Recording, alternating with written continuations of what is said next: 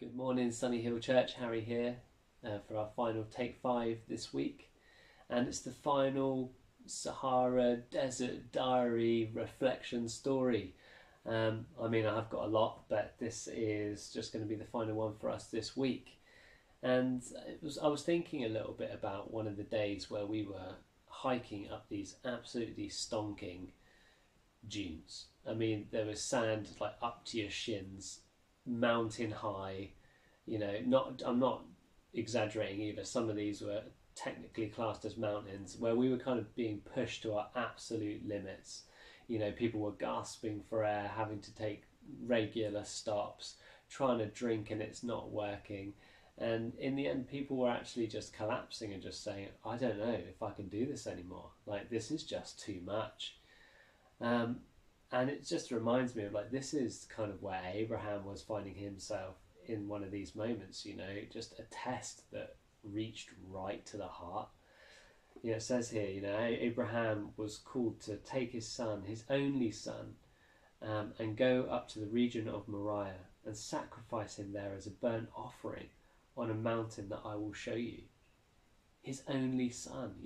Over the last few days we've been looking like what it looked like to get to this point, and here God is saying, actually, I want you to sacrifice this person, this amazing fulfillment, of a promise. I want you to go and sacrifice that. But as we know, kind of it goes, an angel intervenes just at that moment and says, do not lay a hand on the boy and do not do anything to him. And Abraham then, obviously a ram came and he was able to use that as a sacrifice for God. And then Abraham renamed the place and he called it The Lord Will Provide. And so to this day it is said, on the mountain of the Lord it will be provided. And we walked a lot with Abraham over this week, through being called, through hearing the promise, through the waiting and the fulfillment of that. And now we've come to the hardest part, which is the surrender. God is asking Abraham to give up everything that he had promised him. In a lot of ways it just doesn't make sense, but yet Abraham obeys. He climbs to the top of the mountain with his son, trusting that somehow God is still going to be good. And in the desert there were definitely moments when, we had to surrender to, not to like a person or a promise, but just control. Like, I had to just let go of control.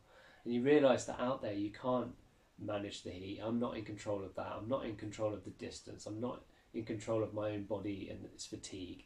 You just have to trust the one who sustains you. And my daily devotional rhythms and spending time with God was actually fueling me. And that's what Abraham learned on this mountain, Moriah.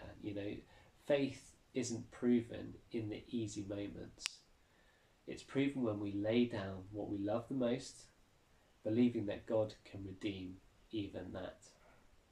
And I guess this is where our whole week's worth of story is kind of culminating in Jesus, where actually centuries later from this time of Abraham, another father and another son would walk up another hill.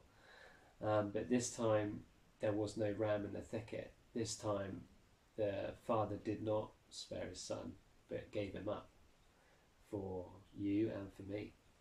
And Abraham's test points to the cross, doesn't it? Where God himself provided the true and fulfilling sacrifice for all of us. And because of Jesus, we no longer live under fear or striving, but we live in the freedom of his finished work. And that's the ultimate provision. And that's grace. So the final thought for today is that actually, what is God asking us to lay down? What is he asking you to lay down personally now? To trust him with completely. But we just got to remember that every surrender becomes sacred when it's placed in the hands of a God who always provides. Stay blessed and I'll catch you soon.